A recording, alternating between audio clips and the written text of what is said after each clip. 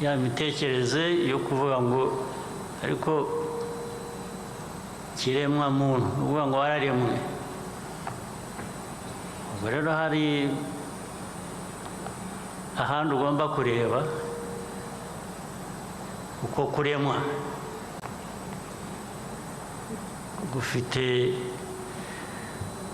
ufite ibyo ugukesha, ariko uko kuremwa bifite n'icyo bigusaba cyangwa bikubaza kwibuka no gukora ubishingiyeho. N'iri huriro turimo n'ibyo bitekerezo twagiye tubwirwa na benshi.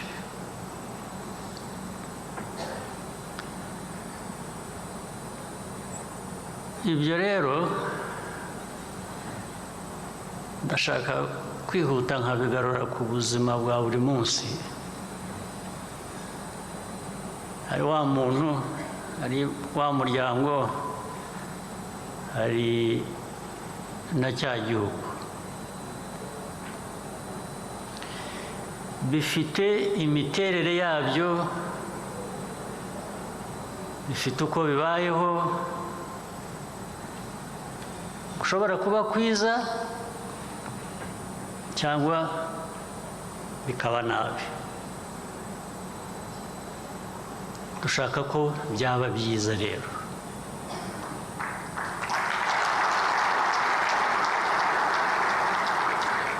No muri ibyo, muri uko kugira uko ubayeho, uko uteye kwawe, k'umuryango, kw'igihugu,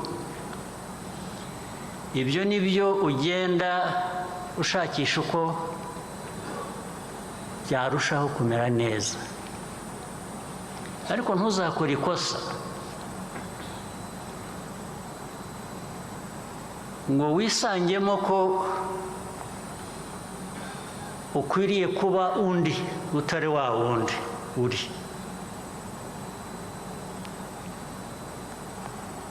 Ukwiriye kuba uwo uri we. Ukwiye kuba ukuri uko waremwe. Uko waremwe iyo twavugaga ni ukwawe. Reba uko waguhindura ukakugira neza. Ariko n'undi afite uko yaremwe. Wishaka kuba nka wa wundi. Hari ibyo wamwigiraho, hari ibyiza abantu bakora, ukabona utari ko ukagishima ukabutira ikintu, ariko ntushobora gutekereza kuba nka wa wundi wakoze ibyo ushima. Ahubwo umwigiraho ukarushaho kuba mwiza, muzima, uko umeze wowe ubwawe.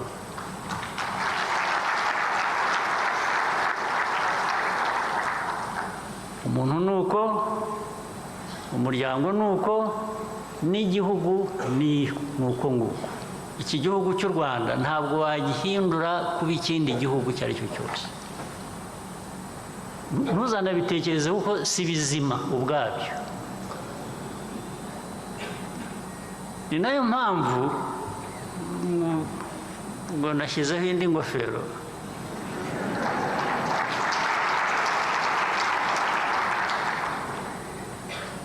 Uko duteye ku isi, ibihugu bito, biri hagati, ibinini, ibikize, ibifite uko bimeze kose, bikomeye, bigize bite. Ntushobora gufata igihugu nk'u Rwanda ngo ugihindure uko ushaka, kuko si we wakiremye.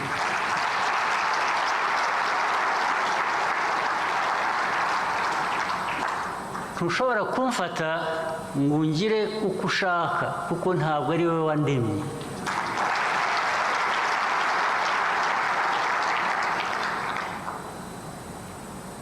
Intege nke rero akenshi aho zituruka ni bya bindi navugaga. kutemera ukuri uko waremwe ngo noneho aho ugende uguteza imbere ukugira neza,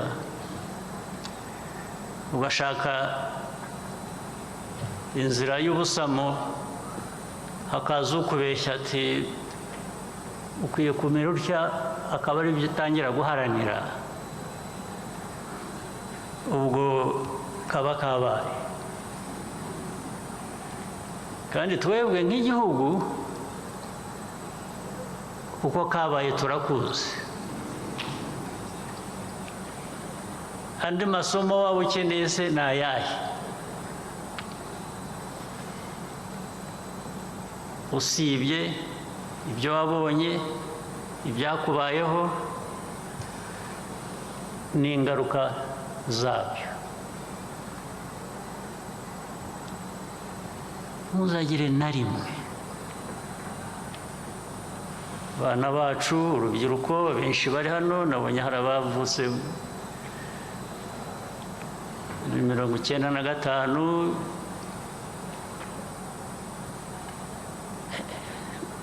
ndabasabye n'abavutse mbere yanyu, aho mugenda hose ku isi hose, ibyo mubona, ibyo mushima, ntuzagire ubwo utekereza gushaka gusimbuka ukava ku cyo uri cyo ukaba ikindi wabonye ahandi.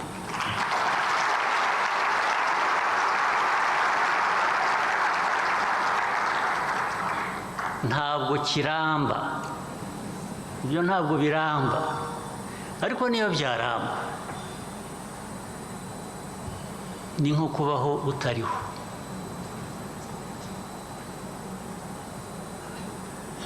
ibyo bishingira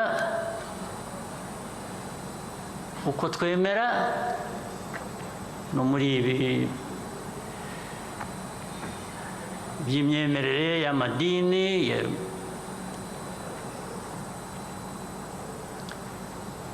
ariko binashingira no ku muco. umuco iyo wemera utemera bizima, iyo ufite umuco ugerageza guhindura uko wabonye ahandi,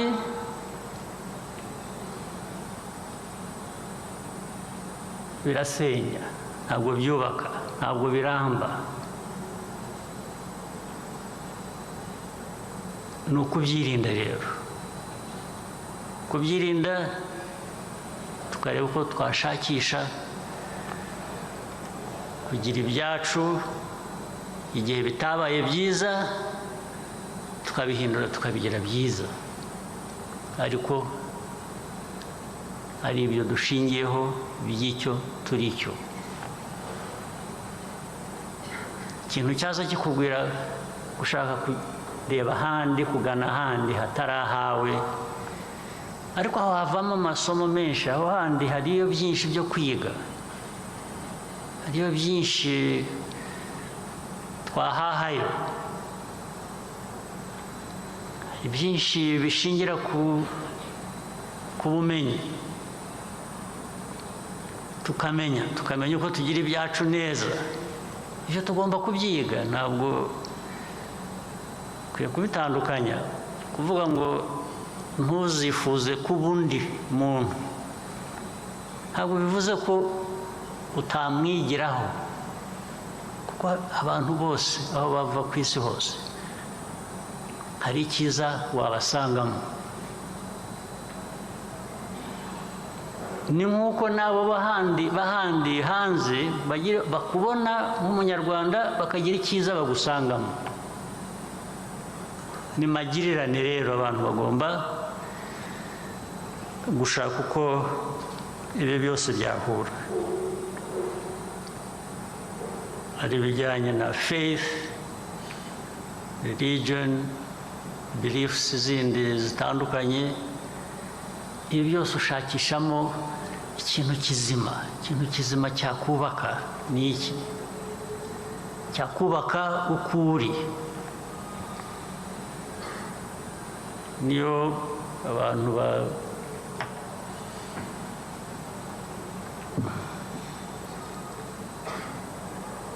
Julia yatubwiye ko ni Julia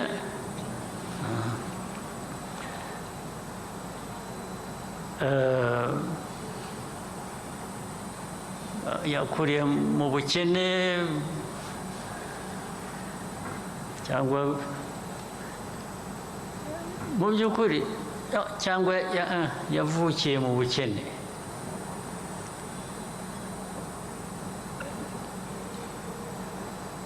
Abenshi ntabwo twavukiye mu bukene ariko twakuriye mu bukene.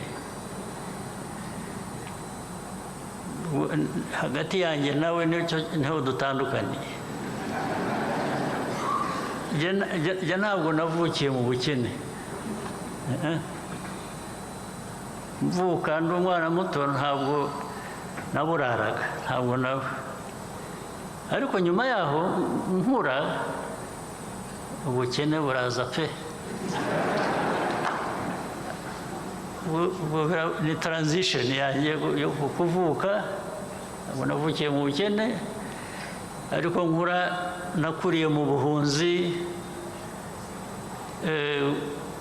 Ujya ku murongo gufata iposho murabizi, ufite akebo mu ntoki bakagushyiriramo.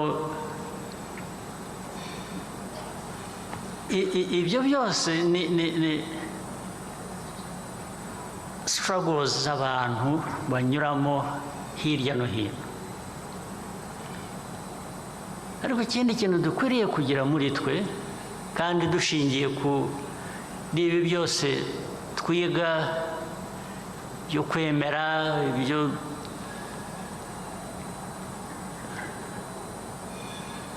ukwiye kugira resistance muri mwe,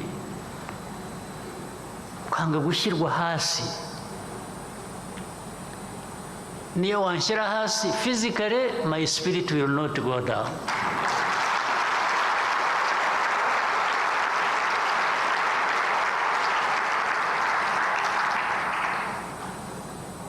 Ibyo nibyo byubaka abantu, nibyo byubaka imiryango, nibyo byubaka igihugu, nibyo byubaka ibihugu. Kwanga uranshubye ute, wanyica, wandusha imbaraga, wanshyira hasi, ariko ntushobora kurusha imbaraga umutima wanjye.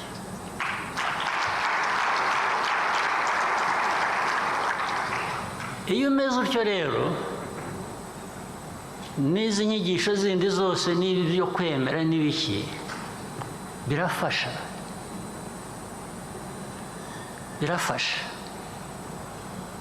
bituma wa mutima ukomera kurusha, ndetse n'umubiri ugakomera, kubera ko icyangombwa kibitwara ni umutima. Ni ukuhora iteka rero abantu bashaka uko babihuza. Kwemera busanzwe, ubuzima busanzwe bw'izi struggles navugaga birahura, birajyana.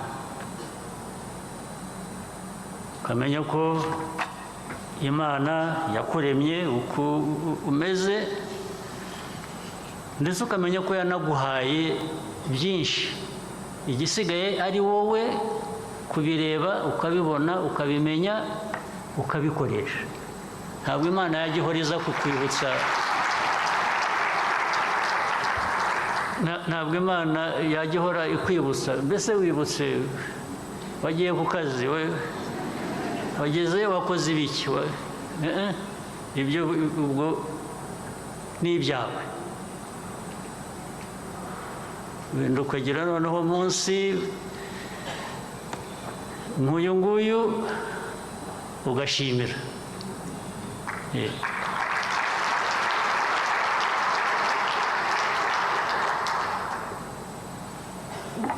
gushimira ni ibikwiye kuba biguha imbaraga zo kongera kumara ikindi gihe ukora utagombye guhora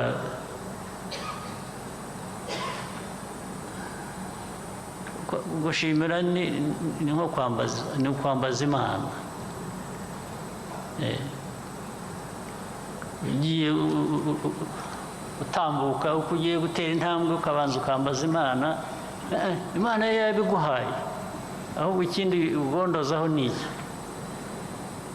Kora ibyo yakuremeye yagushyizemo ugomba kuzuza, hanyuma usubiza amaso inyuma uvuga uti Mana warakoze ko wampaye kumera gutya.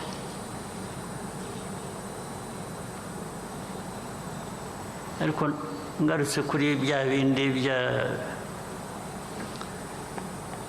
byo kurera by'umuntu, by'umuryango, by'igihugu, buriya birimo uburere, turarerwa.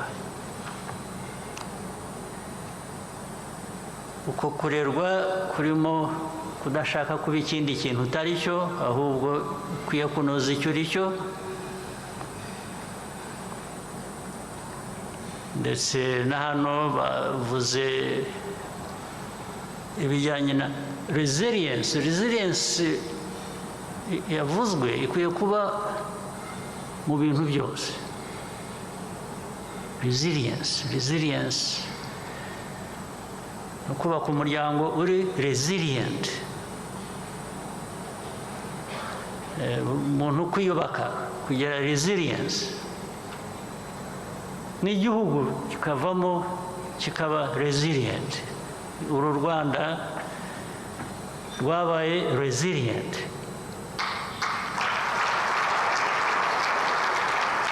Iyo rutaba resilient ntabwo muba mwicaye hano, twese ntituba turi aho.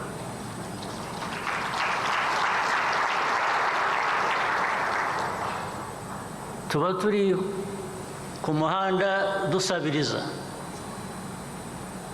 cyangwa tutanariho. Abacu bapfuye, abo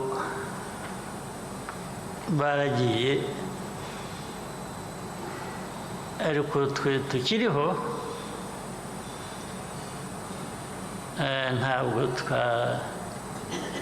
ntabwo baba barapfiriye ubusa.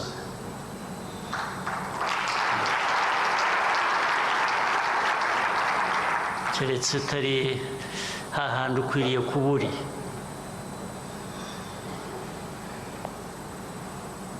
Individuals rero navuze, akagera ku umuryango mufashe aba bana bacu mureba turera, ababyeyi bari hano, abantu bakuru, mushaka umwanya, mufate umwanya murera abana banyu. Kandi abana ndavuga n'abafite imyaka 20 n'abafite mubafashe. Hari ibishuko byinshi, hari ibibazo byinshi, hari uko gushaka kuba ikindi kintu utari cyo, birahari.